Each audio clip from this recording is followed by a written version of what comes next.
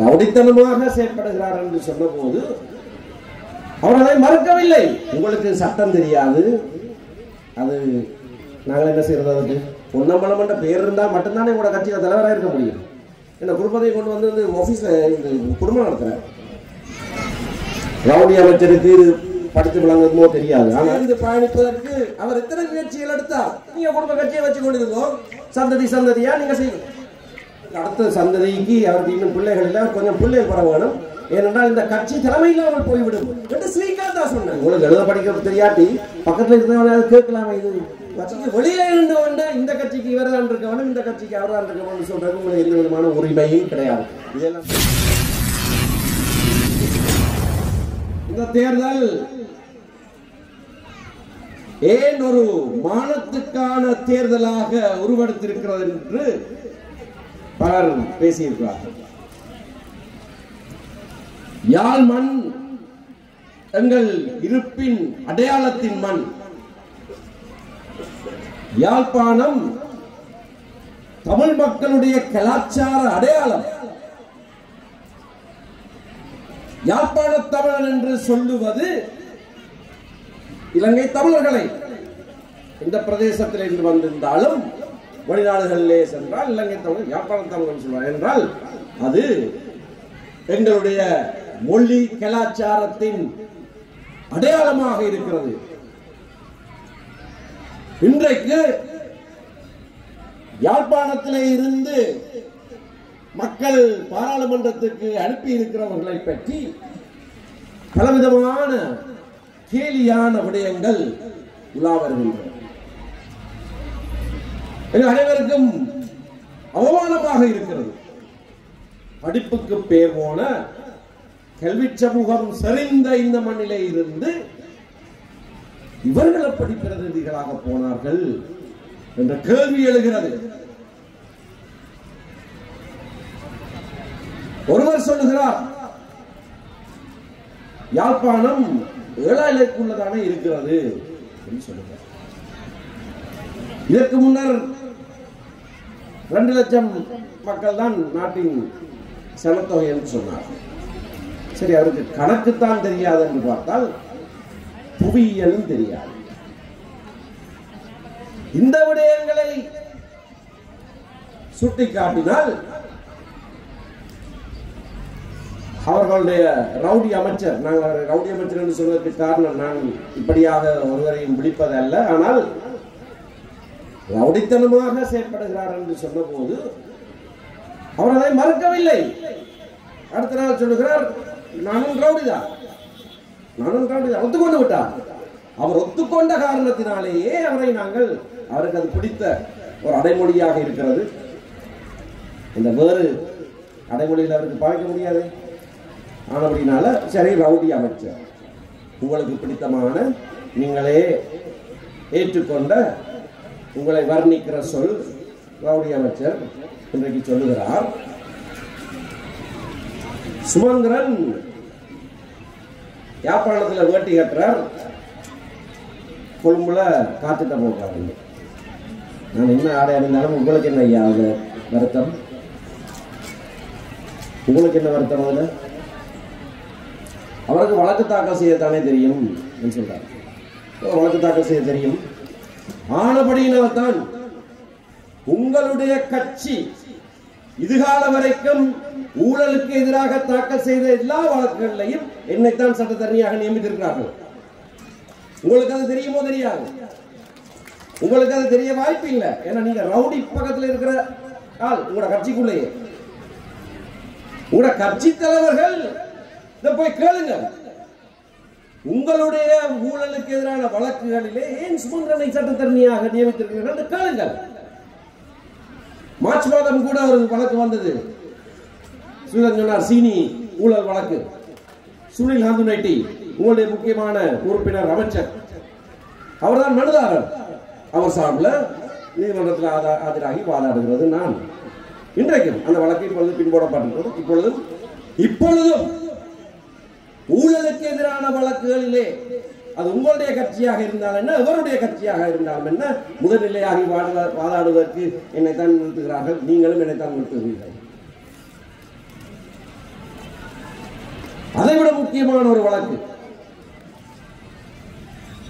சதுரங்க அபேசிங்க என்கின்ற இப்போது உங்களுடைய பிரதி அமைச்சர்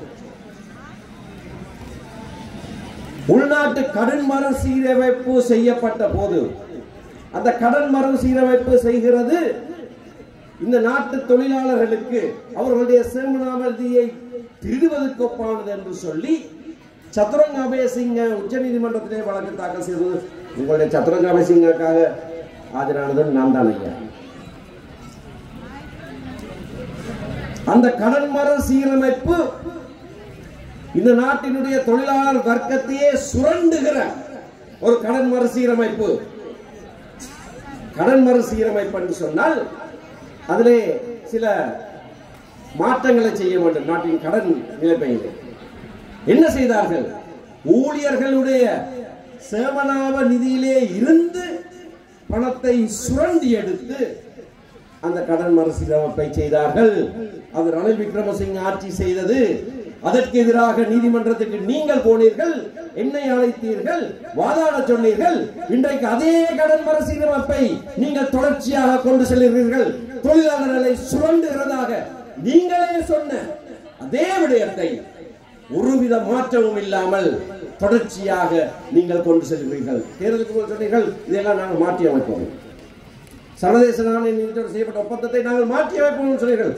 ஒற்று வசனம், ஏன் ஒரு முற்றுப்புள்ளியோ கமா கூட மாற்றப்படவில்லை. அப்படியே கொண்டு செல்கிறீர்கள். முதலாளித்துவ ஒப்பந்தம் என்று சொன்னீர்கள், நீங்கள் தொழிலாளர் வர்க்கம் என்று சொன்னீர்கள். ஆனால் அந்த முதலாளித்துவ ஒப்பந்தத்தையே தொடர்ச்சியாக, இது ஊழல் இல்லையா?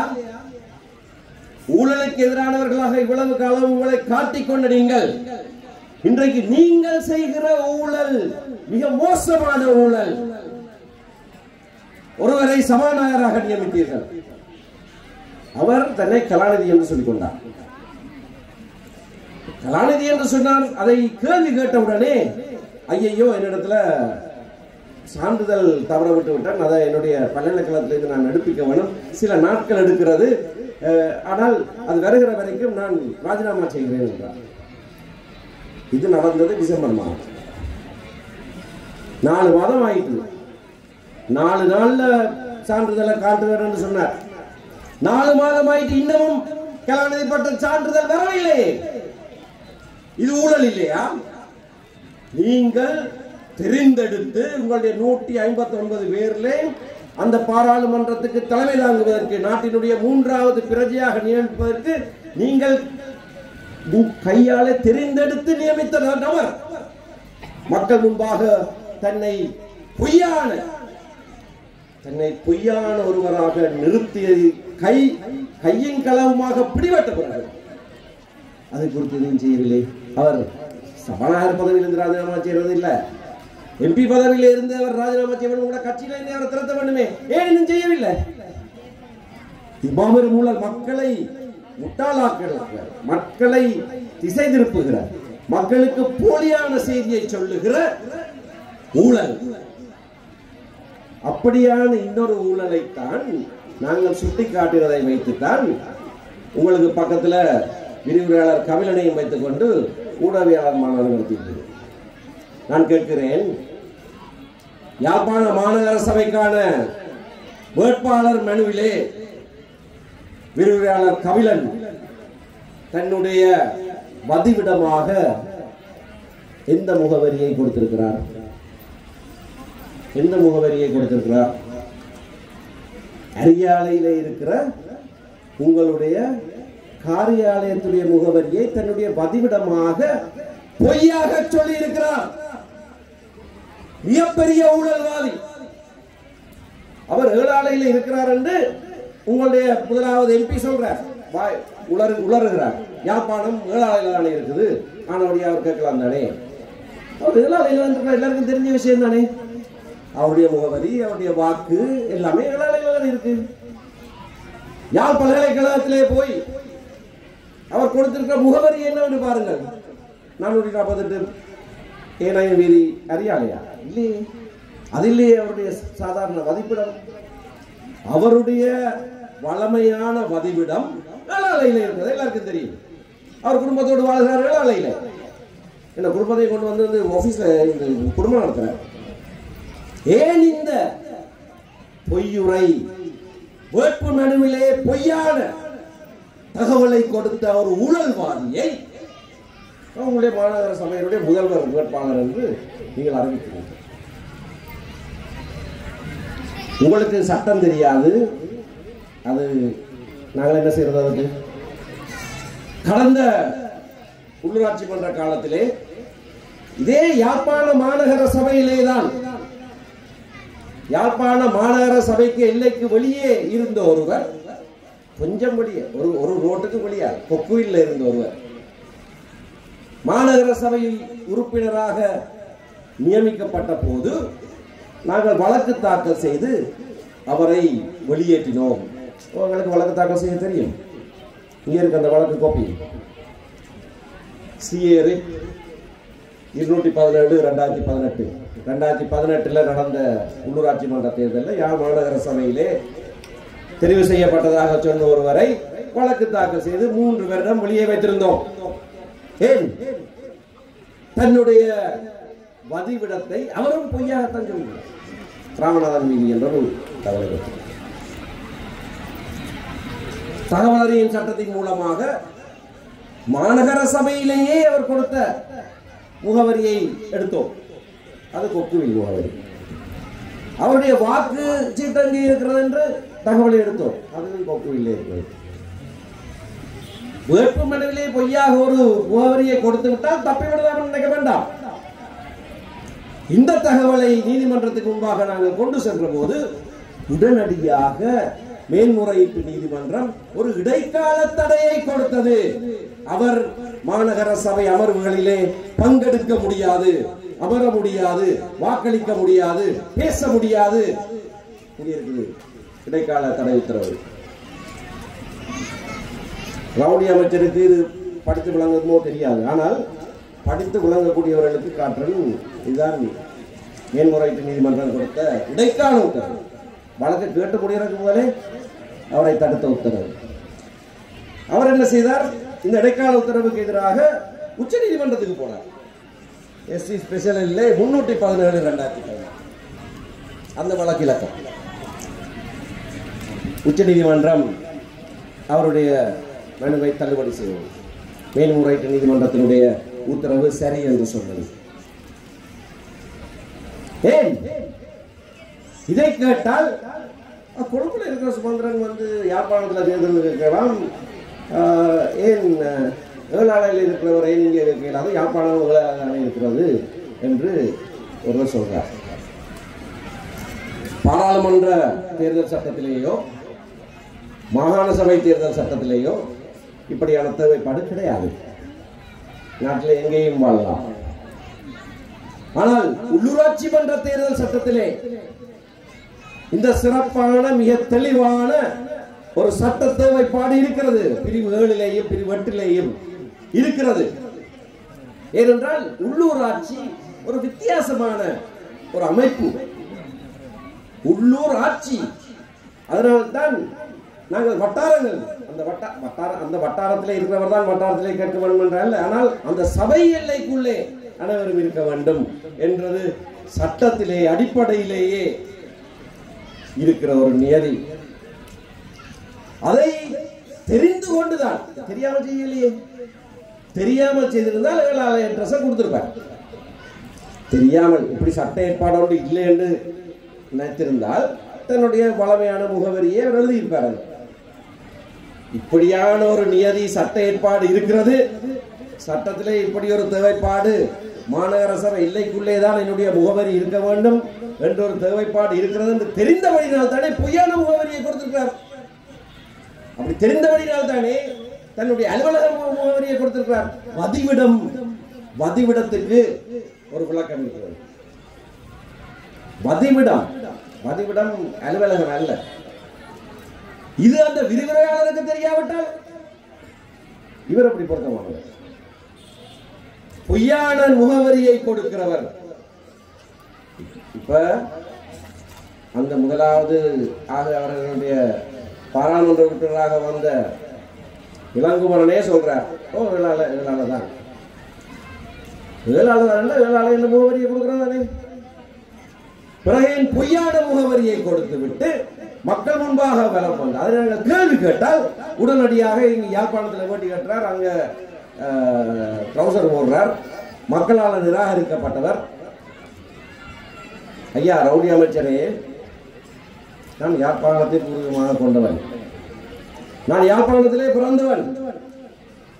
கஜேந்திரகுமாரை போலவோ விக்னேஸ்வரனை போலவோ கொழும்பிலே பிறந்தவனும் அல்ல, நான் யாழ்ப்பாணத்திலே பிறந்தவன். இங்கேதான் என்னுடைய கல்வியை ஆரம்பித்தேன். அதுக்கு பிறகு விக்னேஸ்வரனும் கஜேந்திரகுமாரும் படித்த அதே ரோயல் கல்லூரியிலே நான் படித்திருக்கிறேன்.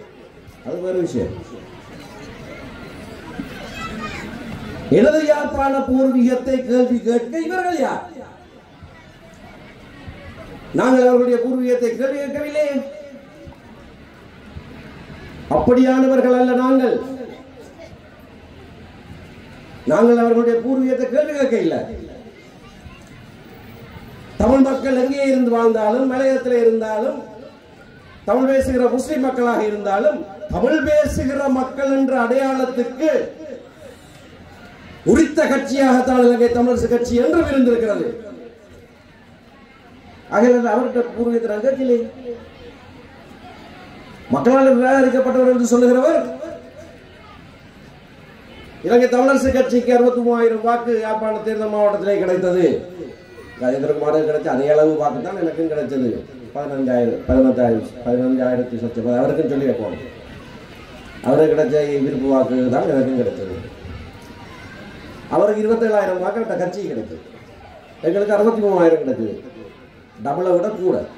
ஆனால் அவருக்கு அவருடைய கட்சிக்கு ஒரு ஆசனம், எங்களோட கட்சிக்கு ஒரு ஆசனம். அது தேர்தல் முறை, அது தேர்தல் முறை. யாழ்ப்பாணத்திலே வந்து தேர்தலிலே நிற்க திராணி இல்லாத ஒருவர் கடந்த காலத்திலேயும் தேசிய பட்டியலிலே வந்து, இப்பொழுதும் தேசிய பட்டியலிலே வந்து யாழ்ப்பாணத்து பூர்வீகத்தை பற்றி கேள்வி கேட்கிறார் என்றால் இவர் என்ன செய்யறது? உங்களோட தலைவரை இங்கே கால் பதிக்க வேண்டாம் என்று நான் சொல்லியிருக்க கூடாது, உங்களை யாழ்ப்பாண மண்ணில் கால் பதிக்க கூடாது என்று நான் சொல்லியிருக்க வேண்டும். ஆனால் அப்படி சொல்லுகிறவர்கள் நாங்கள் அல்ல. ஏனென்றால் மலையக தமிழர்களுடைய பிரஜா உரிமை நீக்கப்பட்ட போது அதற்கு எதிராக உருவாக்கப்பட்ட கட்சி எங்களுடைய கட்சி. உங்களுடைய மக்களுக்காக கிளர்ந்தெழுந்து சந்தை செல்வநாயகம் ஒரு கட்சியை ஆரம்பித்தார். தான் அங்கத்தவராக இருந்த கட்சியை விட்டு விலகினார். தன்னுடைய கட்சியை இரண்டாக உடைத்தார். யாருக்காக? மலையக தமிழ் மக்களுக்காக. அந்த உறவுகளுக்காக நாங்கள் எப்பொழுதுமே எழுந்து நிற்போம். ஆகையினாலே எவருடைய பூர்வீகத்தை நாங்கள் கேள்வி கேட்கப் போவதில்லை. ஆனால் நாங்கள் அப்படி நாணயமாக நடந்து கொள்கிறோம் என்பதற்காக நீங்கள் கீழ்த்தரமாக தொடர்ந்து நடந்து கொண்டிருக்க முடியாது. நானும் ரவுடி தான் சொன்னால் தொடர்ந்து ரவுடியாக இருக்க முடியாது. யாழ்ப்பாண மக்கள் உங்களை ஒரு ரவுடியை அமைச்சராக ஏற்றுக்கொள்ள மாட்டார்கள். அது விரைவிலேயே உங்களுக்கு தெரிய வரும். இந்த போக்கை, இப்படியான மமதை பேச்சை முடிவுக்கு கொண்டு வர வேண்டுமாக இருந்தால் யாழ் மக்கள் 6ஆம் தேதி என்ன செய்ய வேண்டும் என்பது உங்களுக்கு தெரியும். ஒரு கொஞ்சம் இடம் கிடைத்த உடனே இப்படியெல்லாம் பேசுகிறவர்கள், பேச தெரியாதவர்களும் பேசுகிறார்கள். மற்றவர்களுக்கு வாய்ப்பு போட்டு வச்சிருக்கேன், பேசக்கூடாது என்று சொல்லி வச்சிருக்கேன். கல்லூரி அதிபராக இருந்தவரும் யாழ் போதனா வைத்தியசாலையிலே பிரதி இயக்குநராக இருந்தவரும் பேசக்கூடாது வாய்ப்பூட்டு போட்டு வைத்திருக்கிறார். பேசா மடந்தைகளாக தலையாட்டிக் கொண்டு பக்கத்தில் இருக்கிறார். இப்படியானவர்கள் தானா யாழ்ப்பாணத்தை பிரதிநிதிப்படுத்துவது? முன்னரும் இடதுசாரிகள் எல்லாம் யாழ்ப்பாணத்தை பிரதிநிதிப்படுத்தியிருக்கிறார்கள். ஆனால் அவர்களுடைய தராதரம் என்ன, பி கந்தையாவுடைய தராதரம் என்ன, வி பொன்னமனத்துடைய தராதரம் என்ன? எல்லாம் இடதுசாரிகள், கம்யூனிஸ்ட் கட்சியை சேர்ந்தவர்கள். ஆனால் 40ஆம் ஆண்டுகளிலே, 50ஆம் ஆண்டுகளிலே, 60ஆம் ஆண்டுகளிலே எங்களுடைய மக்கள் கட்சியை கூட பார்க்காமல் தராதரம் மிக்கவர்களை தான் தெரிந்தெடுத்து பாராளுமன்றத்துக்கு அனுப்பினார்கள். அந்த நிலைமை மாறிவிட்டதோ என்ற ஐயம் தான் எங்களுக்கு ஏற்பட்டிருப்பது. அதனை திருத்துவதற்கு ஏற்பட்டிருக்கிற முதலாவது சந்தர்ப்பம் இது. அதனை திருத்துவதற்கு ஏற்பட்ட முதலாவது சந்தர்ப்பம் இது. ஏதோ கைதவறுதலாக நடந்துட்டது இல்லை என்றால், முன்னர் ஒரு திரைப்படம் கூட வந்தது, இலங்கையில் தயாரிக்கப்பட்ட கோமாளிகள் என்ற பெயர் திரைப்படத்துக்கு. இல்லை என்றால் இப்படியான அவமானத்தை யாழ்மண் சுமந்து கொண்டிருக்க வேண்டுமா? இந்த அவமானத்தை போக்குவதாக இருந்தால் இந்த தேர்தலிலே உங்களுடைய வாக்குகள் பேச வேண்டும். அது கைதவர்களாக நடந்துச்சு. எங்களுக்கு இப்ப தெளிவு, நீங்கள் அல்ல எங்களுடைய பிரதிநிதிகள் என்று நீங்கள் சொல்ல வேண்டும். உங்களுடைய வாக்கு சீட்டிலே நீங்கள் இடுகிற புல்லடி அதனை உரத்து சொல்லுங்கள். அப்படியாக சொல்ல வேண்டிய ஒரு தேவை ஏற்பட்டிருக்கிறது. அதை நீங்கள் செய்ய வேண்டும், மற்றவர்களையும் செய்ய வைக்க வேண்டும். தந்தை செல்வநாயகத்தின் வழியிலே நாங்கள் தொடர்ந்து நடப்போமாக இருந்தால் எங்களோடு கைகோக்க தயார் என்று கஜேந்திரகுமார் பொன்னம்பலம் 2 நாட்களுக்கு முன்னர் நெல்லியடியிலே வைத்து சொல்லியிருக்கிறார். நல்ல விடயம். இருகரம் நீட்டி அவரை அரவணைப்பதற்கு நாங்கள் தயாராக இருக்கிறோம் என்ற தலைவருடைய அனுமதியோடு நான் இதை சொல்கிறேன். சேர்ந்து பயணிப்பதற்கு அவர் எத்தனை முயற்சிகள் எடுத்தார், எத்தனை முயற்சி எல்லாருக்கும் தெரியும். மற்றவருடைய வீடுகளுக்கு தெரியும். அவருடைய நிலைமை என்ன, அவருடைய வயசு என்ன, அவருடைய மூப்பு என்ன, இவர்கள் எல்லாரையும் தேடி சென்றார். ஒற்றுமைக்கு நாங்கள் பங்கம் வைக்கிறவர்கள் அல்ல. திரு கஜேந்திரகுமார் பொன்னம்பலத்துக்கு தெளிவாக சொல்லுகிற செய்தி, ஆம், நீங்கள் அப்படியா சொன்னதை நாங்கள் வரவேற்கிறோம், சேர்ந்து பயணிக்க நாங்கள் தயார். தந்தை செல்வாவின் வழியிலே நாங்கள் தொடர்ந்து நடப்போமாக இருந்தால் என்று நீங்கள் சொல்லுகிறதிலே ஒரு நெருடல் இருக்கிறதே. தந்தை செல்வாவிட வழியிலே நடக்காமல் விட்டவர்கள் யார்? நாங்களா? நீங்களா? யார் தந்தை செல்வாவிட வழியில் நடக்காமல் விட்டவர்கள்? தந்தை செல்வநாயகம் 49ஆம் ஆண்டு திரும்ப திரும்ப அகில இலங்கை தமிழ் காங்கிரஸ் கட்சிக்குள்ளேயே இந்த பிரஜா உரிமை சட்டத்தை எதிர்க்க வேண்டும் என்று சொல்லும்போது அவரை கட்சியை விட்டு வெளியேற்றவில்லையா? அவர் வெளியேறலாம், கட்சி தவறான பாதையிலே போகிறது. ஆனால் உங்களுடைய பாட்டன் இந்திய பாகிஸ்தானிய பிரஜா உரிமை சட்டத்துக்கு சார்பாக வாக்களித்து அமைச்சராக இருந்துவிட்டு 52ஆம் ஆண்டு நினைவு தெளிந்து சரியான ஒரு பேச்சை பேசினார். இதிலே நான் தோற்று விட்டேன் என்று சொன்னார். இவர்களோடு சேர்ந்து பயணிக்க முடியாது என்று சொன்னார், விலகினார். ஆனால் சமஷ்டி என்கின்ற இணைப்பாட்சி அல்லது கூட்டாட்சி, எங்களுடைய தலைவர் சொன்னார் இணைப்பாட்சி கூட்டாட்சி, இந்த இணைப்பாட்சி அல்லது கூட்டாட்சி என்ற இந்த சமஷ்டி என்ற சொல்லு பெடரல் பார்ட்டி என்ற பெயரையே வைத்திருக்கிற கட்சி எங்களுடைய கட்சி. அதை ஏளனம் செய்தவர்களே முதன்மையானவர்கள் நீங்கள் தானே, இல்லையா? பழையதை பேசுகிறார் என்று நினைக்க வேண்டாம். அவர் அப்படி சொன்னபடினாலே நான் சொல்றேன். சேர்ந்து பயணிக்க வருகிறவருக்கு எதிராக நான் கருத்து சொல்வதாக நினைக்க வேண்டாம். ஆனால் அந்த தந்தை செல்வாயின் வழியில இன்னும் நடப்பார்களாக இருந்தால் என்று சொன்னால் யார் நடக்கவில்லை? யார் நடக்கவில்லை? 77ஆம் ஆண்டு உங்களுடைய தந்தையார் தானே மிகப்பெரிய ஒற்றுமை பலமான தமிழர் விடுதலை கூட்டணி தேர்தலிலே போட்டியிட்டு 18 ஆசனங்களை பெற்ற வேளையிலே யாழ்ப்பாண தேர்தல் தொகுதியிலே அதற்கு எதிராக போட்டியிட்டவர், சுயேட்சையாக போட்டியிட்டவர் உங்களுடைய தந்தையார் தானே. ஏன் அதை செய்தார்? வட்டுக்கோட்டையிலே அவருக்கு ஆசனம் கொடுத்த போது இல்லை எனக்கு யாழ்ப்பாணம் வேண்டும் என்று கேட்டு இங்கே வந்து சுயேட்சையாக தமிழர் விடுதலை கூட்டணி, அன்றைக்கு தமிழ் மக்களுடைய ஒன்றிணைந்த பலமாக இருந்த தமிழர் விடுதலை கூட்டணிக்கு எதிராக சுயேட்சையாக யாழ்ப்பாணிலே போட்டியிட்டவர் தானே உங்களுடைய தந்தையார். ஐயா சிறில் சொன்னதை போல 2010ஆம் ஆண்டு தேர்தல் நேரத்திலே ஆசன பங்கிட்டாலே தமிழ் தேசிய கூட்டமைப்பை உடைத்து வெளியேறிய முதலாவது கட்சி உங்களுடைய கட்சி தானே. ஒற்றுமைக்கு பங்கு வைப்பது யார்? நீங்கள் இப்படி சொல்லுகிற காரணத்தினால் மக்களுடைய மனதிலே ஏதோ நாங்கள் தான் ஒற்றுமைக்கு மாறானவர்கள் என்ற கருத்து நிலவக்கூடாது என்பதற்காகத்தான் இதையெல்லாம் சொல்லுகிறேன். உங்களுடைய பூர்வீகத்தை சொல்றேன். எங்களுடைய கட்சியிலே யார் செயலாளராக இருக்க வேண்டும், யார் தலைவராக இருக்க வேண்டும், யார் இவராக இருக்க வேண்டும், யார் அவராக இருக்க வேண்டும் என்று நீங்கள் உங்களுடைய கூட்டத்தில் வச்சு சொல்றீங்க. உங்களுக்கு யாரையா இந்த உரிமையை கொடுத்தது? உங்களுடைய கட்சியில யார் தலைவராக இருக்க வேண்டும் நாங்க சொல்றோம். பொன்னம்பலம் என்ற பேர் இருந்தால் மட்டும்தானே உங்களோட கட்சியில் தலைவராக இருக்க முடியும். வேற யாராவது எப்பாவது தலைவராக இருந்திருக்கிறார்களா? இதை பற்றி நாங்கள் எப்போதும் சொல்லி இருக்கிறோம். சரி, அது குடும்ப கட்சி, அது எல்லாருக்கும் தெரிஞ்ச விஷயம். நீங்க குடும்ப கட்சியை வச்சு கொண்டிருக்கோம், சந்ததியா நீங்க செய்யுங்க. ஸ்ரீகாந்தா இன்றைக்கு அவரோடு கூட இருக்கிற சிரேஷ்ட சட்டத்தரணி ஸ்ரீகாந்தா சில நாட்கள் வருடங்களுக்கு முன்னர் ஒரு கூட்டத்திலே சொன்னார், திரு கஜேந்திரகுமார் பொன்னம்பலம் அவருக்கு அடுத்த சந்ததிக்கு அவருக்கு இன்னும் பிள்ளைகள் இல்லை, கொஞ்சம் பிள்ளைகள் பெற வேணும், ஏனென்றால் இந்த கட்சி தலைமையில்லாமல் போய்விடும் என்று ஸ்ரீகாந்தா சொன்னார்.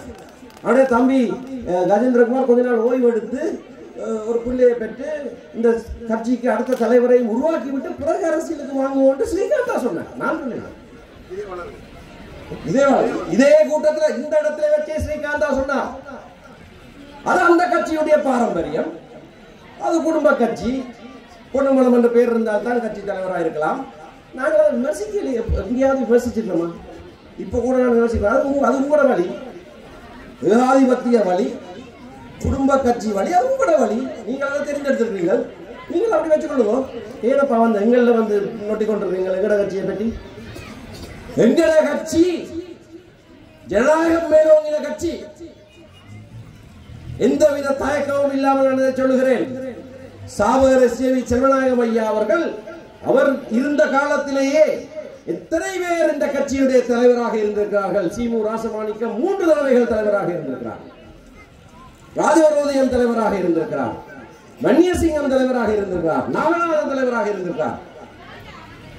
இந்த அமிர்தலிங்கம் கூட தந்தை செல்வா உயிரோடு இருக்கிற போதே அமிர்தலிங்கம் தலைவராக வந்த கட்சி இந்த கட்சி. ஜனநாயகம் மேலோங்கின கட்சி.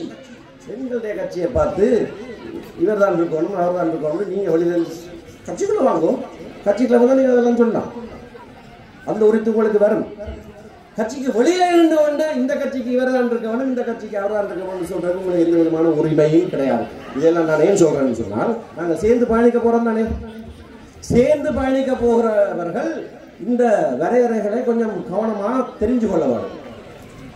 உங்களோட கட்சிக்குள்ள நீங்கள் கலைக்கிறது என்ன? உங்களோட கட்சி செயலாளர் யார்? உங்களோட கட்சி செயலாளர் கடந்த தேர்தலில் 2ஆவதாக வந்தார், தேர்ந்தெடுக்கப்படவில்லை. அவர் தொடர்ந்து செயலாளராக இருந்தார். நான் இந்த கடந்த தேர்தலில் 2ஆவதாக வந்தேன். எங்களுடைய கட்சியில நான் செயலாளராக இருக்கிறேன். உங்களோட கட்சி தானே நானும் இருக்கிறேன். உங்களோட கட்சிக்கு ஒரு விதி, எங்களோட கட்சிக்கு இன்னொரு விதி ஆனபடினால இந்த தெளிவுகள் அவசியம். தந்தை செல்வாவின் வழியிலே தான் நாங்கள் நடக்கிறோம். தலைவர் சொன்னார், பண்டா செல்வா ஒப்பந்தம், டட்லி செல்வா ஒப்பந்தம். அந்த ஒப்பந்தங்களை கைச்சாத்திட்டவர் தந்தை செல்வா. அந்த ஒப்பந்தங்கள் இரண்டிலேயும் எங்கேயும் சமஷ்டி என்ற சொல் கிடையாது. அந்த ஒப்பந்தங்கள் இரண்டிலேயும் எங்கேயும் சமஷ்டி என்ற சொல் கிடையாது. சொற்களிலேயும் பேர்பலைகளிலேயும் தொங்கிக் கொண்டிருக்கிறவர்கள் அல்ல நாங்கள், உள்ளடக்கம் இருக்கிறதா என்று பார்க்கிறவர்கள் நாங்கள். பேரளவிலே சமஷ்டி என்று சொல்லுகிறவர்கள் அல்ல நாங்கள். எங்களுடைய கட்சிக்கு எதிராகத்தான் வழக்கு தாக்கல் செய்யப்பட்டது. சந்திரசோம எதிர் மாவை சேனாதராஜாவும் திரராஜ் சிங்கவும் அந்த வழக்கை வாதாடினவன் நான். ஆம், நாங்கள் சமஷ்டி கொள்கை என்று சொன்னோம். உச்ச நீதிமன்றம் பிரதம நீதியரசர் டெப் தலைமையிலே ஒரு தீர்ப்பை வழங்கி இருக்கிறது. சரித்திர முக்கியத்துவம் வாய்ந்த தீர்ப்பு. ஒரு அரசியல் கட்சிக்கு சமஷ்டியை கோருவதற்கான உரித்து இருக்கிறது என்று இலங்கையின் உச்ச நீதிமன்றம் ஒரு தீர்ப்பை கொடுத்திருக்கிறது. அந்த தீர்ப்பை பெற்றெடுத்தது நாங்கள் ஐயா, நீங்கள் இல்ல. சமட்டி கட்சி என்று ஏளனம் செய்த நீங்கள் இல்ல, சமஷ்டியுடைய உரித்தாளர்கள் நாங்கள் தான் உரித்தாளர்கள். இன்றைக்கு அது அமைச்சர் சந்திரசேகரனுக்கு சொன்னோம், வழக்கு தாக்கல் செய்ய வழக்கு தாக்கல் செய்தால் இதெல்லாம் பெற்றிருக்கோம். இத்தனை நிலங்களை விடுவிப்பதற்கு மாவை சீனராஜாவுடைய பேரில் 2003ஆம் ஆண்டுல இருந்து இன்று வரைக்கும் வழக்குகள் மூலமாகத்தானே எவ்வளவு விடுவிக்கப்பட்டிருக்கு. அரைவாசிக்கு கூடின நிலம் 11,000 ஏக்கர் இருந்த பலாலி உயர் பாதுகாப்பு வலயம் இன்றைக்கு 2,000 ஏக்கராக சுருங்கினதுக்கு காரணம் என்ன? வழக்கு கோப்பி எடுத்து பாருங்க. SCFR 646/2003 வழக்கு இலக்கங்கள் எல்லாம் சொல்றேன், தேவையான போய் எடுத்து பார்க்கலாம். அந்த வழக்கிலே ஒவ்வொரு 3 மாதமும் எவ்வளவு நிலங்கள் விடுவிக்கப்படுகிறது அரசாங்கம் வந்து சொல்ல வேண்டியதாக இருந்தது. அப்படியாக விடுவிக்கப்பட்ட நிலங்கள் எங்களுடைய மக்களுடைய நிலங்கள். அரசாங்கத்துக்கு அதைத்தான் நாங்கள் எச்சரிக்கையாக நான் சொன்னதுக்கு காரணம் அதுதான். 5940 ஏக்கரை கபளீகரம் செய்வதற்கு இரகசியமாக ஒரு திட்டத்தை வகுத்து விட்டு 5940 அதை ரவுண்ட் அப் பண்றதுக்கு அந்த 40 அகற்றி விட சொல்லிட்டு நேற்றைக்கு 40 ஏக்கரை விடுவிச்சிருக்கான். 5900 ஏக்கரை கபளீகரம் செய்கிற நீங்கள் 40 ஏக்கரங்களுக்கு என்ன? விக்னேஸ்வரன் ஐயா உச்ச நீதிமன்ற நீதிபதியாக தெரிவு செய்யப்பட்ட போது அவருடைய வரவேற்பில் அவர் ஒரு உரையை நடத்தினார். அந்த நாட்களில் அவர் நல்ல உரையெல்லாம் நடத்தியிருக்கார். அந்த உரையில் அவர் சொன்னார், ரோயல் காலேஜில் நாங்கள் படிக்கிற போது பெரிய பையன்கள் வந்து எங்களை மிரட்டுவார்கள். நாங்கள் மாபிள் விளையாடுவோம். வித்தியாசமாக மாபிள் விளையாடுவோம். அது பதிவில் இருக்கு. நாங்கள் மாபிள் விளையாடுவோம். 10 மாபிள் வச்சு நாங்கள் விளையாடி கொண்டு இருந்தால் பெரிய பையன்கள் வந்து எங்களை மாபிள் எல்லாத்தையும் பிடிச்சி எடுத்துக்கொண்டு ஓடிக்குவாங்க. நாங்கள் திருத்தி கொண்டு போய் அவங்கள பிடிச்சி திருப்பித்தா அவங்கள 10 மாவளை திருப்பித்தான்னு கேட்டால் அவனை 4 மாவளை கொடுத்து சரி இதை வச்சு விளையாடுன்னு சொல்லி போட்டு அவனை 6 எடுத்துகிட்டு போயிடுவான். இது விக்னேஸ்வரன் ஐயா சொன்ன கதை. இது அப்படியும் இல்லையே. 40 ஏக்கரை விட்டுட்டு 5900 ஏக்கரை நீங்கள் கபளீகரம் பண்றீர்கள். நாங்கள் இந்த ஏமாளிகளா? நாங்கள் இந்த ஏமாறுகளா? அப்படியான செயற்பாட்டில் நீங்கள் இறங்கினபடினால்தான் இது தொடர்பாக இருந்தால் ஜனாதிபதி வடக்கிலே காலடித்து வைக்க முடியாது என்று நான் சொல்லியிருக்கிறேன். திரும்பவும் சொல்லுகிறேன், ரவுடி அமைச்சர் உங்களை ரவுடி தரத்தை காட்டி படி பாருங்க. திரும்பவும் சொல்லுகிறேன், சாயந்தரம் சொன்னார், நிலம் அழிந்தால் இனம் அழியும். நிலம்தான் எங்களுடைய அடிப்படை, எங்களுடைய தேசம் என்று நாங்கள் சொல்லுவது இந்த நிலத்தை, இந்த மக்களை. நிலத்தை எடுத்து விட்டால் மக்கள் இருக்க முடியாது. ஜனாதிபதிக்கு நான் இன்றைக்கு ஒரு கடிதம் எழுதியிருக்கிறேன். ஏன் இந்த சட்டம் இப்பொழுது உபயோகப்படுத்தப்படக்கூடாது என்று அவருக்கு காரணங்களை சொல்லியிருக்கேன். ஏன்னா பயிரங்க வழியில் நான் சொல்றது எல்லாத்தையும் அவர் கேட்டு இனி மொழிபெயர்ப்பு கேட்டு என்னத்தை எல்லாம் சொல்லிக் கொடுக்குறாங்களோ தெரியாது. ஆனால் அவர் கடிதத்தை எழுதி அனுப்பியிருக்கிறார். மக்கள் இடம்பெயர்வால் இந்த இடங்களை விட்டு வெளியேறி இருக்கிறார்கள். ஒரு அசாதாரண சூழ்நிலை இந்த இடத்துல இருந்திருக்கிறது. இப்பொழுதும் 1,00,000க்கு மேற்பட்ட எங்களுடைய மக்கள் அகதிகள் என்று உத்தியோகபூர்வமாக வர்ணிக்கப்பட்டு வேறு நாடுகளிலே வாழ்கிறார்கள். 1,00,000க்கு அனுமதித்தவர்கள் ஐக்கிய நாடுகள் அகதிகள் உயர்ஸ்தானிகருடைய மேற்பார்வையின் நிலை இந்தியாவிலே, தமிழ்நாட்டிலே இருக்கிறார்கள். அதை விட பல்வேறு நாடுகளிலே ஆதி அந்தஸ்து கொடுக்கப்பட்டிருக்கிறார்கள். நான் ஏன் சொல்லுகிறேன் என்று சொன்னால், சர்வதேச சட்டத்திலே அகதிகள் என்று இந்த நாட்டிலே வாழ முடியாதவர்கள் என்று ஏற்றுக்கொள்ளப்பட்ட 1,00,000க்கு மேற்பட்ட மக்கள் எங்களுடைய நிலத்திலே இருந்து இடம்பெயர்ந்து இருக்கிற போது எப்படி ஐயா அந்த நிலங்களுக்கான தங்களுடைய உரித்தை அவர்கள் நிலைநாட்ட முடியும்? அந்த நிலைமை மாற வேண்டும். அனைத்து மக்களும் திரும்பவும் மேல்குடியேறுவதற்கான சூழ்நிலை ஏற்படுத்தப்பட வேண்டும். ஒரு அரசியல் தீர்வு கொடுக்கப்பட்டால் மட்டும்தான் அந்த சூழ்நிலை உருவாகும். ஒரு அசாதாரண சூழ்நிலையிலே சுனாமியினால் அந்த கரையோர பகுதியிலே எல்லாம் சுனாமியினாலே அனைத்தும் அழிந்த பிரதேசங்கள் நேற்று நாங்கள் போய் பார்த்தோம். மக்கள் வந்து சொன்னார்கள், ஐயா என்னுடைய உறுதி இருந்தது சுனாமியில போயிட்டு. இப்ப என்னத்தை கொண்டே காட்டுறது? ஜூன் 28 என்னத்தை கொண்டே காட்டுறது? பல வேலைகள், இடம்பெயர்வுகள், அதிலே தொலைந்தது எல்லாம். ஆக இதெல்லாம் தெரிந்து கொண்டு உறுதியை கொண்டு வா, இல்லை என்றால் இது அரசகாணி என்று நீ வர்த்தமானில பிரசுரித்தால் நாங்கள் ஏமலாந்தியலை போல பார்த்து கொண்டிருக்க போறோமா? ஜனாதிபதிக்கு இன்றைக்கு நான் கடிதம் எழுதியிருக்கிறேன். உடனடியாக இந்த வர்த்தமானி அறிவித்தல் மீள கைவாங்கப்பட வேண்டும். இதை செய்யாவிட்டால் உங்களுடைய ரவுடி அமைச்சராக இருக்கலாம், மற்ற கோமாளிகளாக இருக்கலாம், எவருமே இந்த மண்ணிலே காலடித்து வைக்க முடியாது. அதில் இங்கே வருவதற்கு உங்களுக்கு எந்த விதமான தகுதியும் கிடையாது.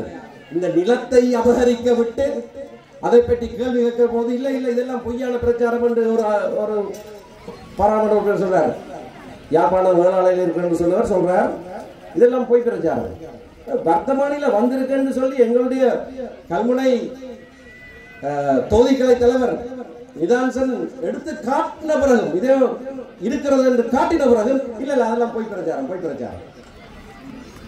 சரி, உங்களுக்கு எழுத படிக்க தெரியாட்டி பக்கத்துல இருக்கிறவங்க கேட்கலாமா? இது வர்த்தமானி பிரச்சனமா இல்லையாண்டு கேட்டு பதில் சொன்னான் நானே. அதுல போய் பிரச்சாரம் ஆனபடினால இந்த நிலத்தை பாதுகாக்க முடியாத ஒரு சூழ்நிலை நீங்கள் உருவாக்கி இருக்கிறீர்கள். இதற்கு நீங்கள் எழுந்து நிற்காவிட்டால் நான் வைத்தியர் ஸ்ரீ பாவனந்தராஜா இடத்துல நேரடியாக கேட்கிறேன், இதை அனுமதிக்கிறீங்களா? நீங்கள் அவர்கிட்ட மட்டும்தான் கேட்கலாம், அவருக்கு மட்டும்தான் இது விளங்கும். இதை அனுமதிக்கிறீர்களா? நீங்கள் எங்களுடைய நிலங்கள் இப்படி கவலையரம் செய்யப்படுவதற்கு உடந்தையாக அந்த கட்சியின் ஒரு பாராளுமன்ற உறுப்பினராக நீங்கள் தொடர்ந்து இருப்பீர்களா? இருக்க முடியுமா உங்களால்? எப்படி உங்களால் அது முடிகிறது? உடனடியாக மீள கைவாங்கப்பட வேண்டும். இது எங்களுடைய இருப்பை அடிப்படையே. காலுக்கு கீழே இருக்கிற மண் அப்படியே அள்ளி கொண்டு போற மாதிரி, லிட்டரலி அப்படிதான். அப்படியே எங்கள் நிலத்தை வாரி விடுவது. அந்த செயலில் நீங்கள் ஈடுபட்டு கொண்டு இந்த தேர்தலில் உங்களுக்கு உங்களுடைய மக்கள் வாக்களிப்பார்கள் என்று என்ன நம்பிக்கையோடு நீங்கள் வருகிறீர்கள்? அதுவும் இல்லாமல் எங்களையும் விமர்சிக்க தரப்படுகிறீர்கள். அது விமர்சிட்டு போக உங்களுக்கு கூட அறிவு அவ்வளவுதான், அதுக்கு மேல உங்கள்கிட்ட எதிர்பார்க்க முடியாது. ஆனால் கவலைக்குரிய விடயம், யாழ்ப்பாணத்தை பிரதிநிதித்துவப்படுத்துகிற இலங்கை தமிழரசு கட்சியினுடைய பாராளுமன்ற உறுப்பினர்களாக 56ஆம் ஆண்டில் இருந்தவர்களுடைய வரிசை நிரலை பாருங்கள். எப்படியானவர்களை யாழ்ப்பாண மக்கள் தெரிந்தெடுத்து அனுப்பியிருந்தார்கள் என்பதை பாருங்கள். இன்றைய நிலைமையை பாருங்கள். இன்றைய நிலைமையை பாருங்கள். அது தவறுதலாக நடந்துவிட்டது என்று நீங்கள் சொல்லுகிற தேர்தலாக இது இருக்க வேண்டும். உள்ளூராட்சி தேர்தல் அதிகார பகிர்வை கேட்கிற நாங்கள் அடிப்படை அழகாக இருக்கிற உள்ளூராட்சி மன்றத்தையே மற்றவர்களிடத்திலே கொடுக்க முடியாது, மத்தியிலே ஆட்சி செய்வர்கள் கொடுக்க முடியாது. அது எங்களுடைய கையில் இருக்க வேண்டும், எங்களுடைய மக்களுடைய கையில் இருக்க வேண்டும். யாழ்ப்பாண மாநகர எல்லைக்குள்ளே வசிக்கிறவர்களுடைய கையில் இருக்க வேண்டும். ஏழாலையிலே வாழுகிறவர் வலி தெற்கு பிரதேச சபையிலே போட்டிட்டு இருக்கலாம், போட்டியிடலாம், போட்டியிட்டு தோக்கலாம், அது ஒரு விஷயம். நீங்க அங்கேயும் போட்டியிடல. ஒவ்வொரு பிரதேசமும் ஒவ்வொரு உள்ளூர் சபையும் அந்தந்த பிரதேசத்திலே வாழுகிற மக்களுடைய சபையாக இருக்க வேண்டும். அதற்கு பெயர்தான் உள்ளூர் ஆட்சி. ஆகையினாலே இந்த உப்புமா கதை சாயந்தரம் சொல்லிவிட்டு போயிருக்கிறார். மிகவும் முக்கியமான கதை அது. இந்த ஜனாதிபதிக்கும் அது நல்லா தெரிய வேண்டும். அவரும் 42% வாக்கு தான் பெற்றவர். ஆனால் ஜனாதிபதி ஆகிட்டார். 58% மக்கள் அவருக்கு வாக்களிக்க, ஆனால் அவர் தான் நாட்ட ஜனாதிபதி. அப்படியான முடிவுகள் தான் தேர்தலில் சிலவர வரும். ஆனபடியினால் தான் எங்களுடைய வாக்குகள் சிதற வேண்டாம் என்று சொல்றோம். நாங்கள் மற்ற தமிழ் கட்சிகளுக்கு எதிரானவர்கள் அல்ல. நாங்கள் ஒருபோதும் அவர்களை விமர்சிக்க இல்லை. கேட்ட கேள்விகளுக்கு சில வேளை பதில்கள் சொல்லியிருக்கோம், அவ்வளவுதான். மக்களை மயக்கிற மாதிரியான கேள்விகள் கேட்டால் அதுக்கு நாங்கள் பதில் சொல்ல கடமைப்பட்டவர்கள். எங்களுடைய கட்சியை தாக்கி பேசினால் அதுக்கு நாங்கள் விடை சொல்ல வேண்டியவர்கள். அது மட்டும்தான் செய்திருக்கிறோம்.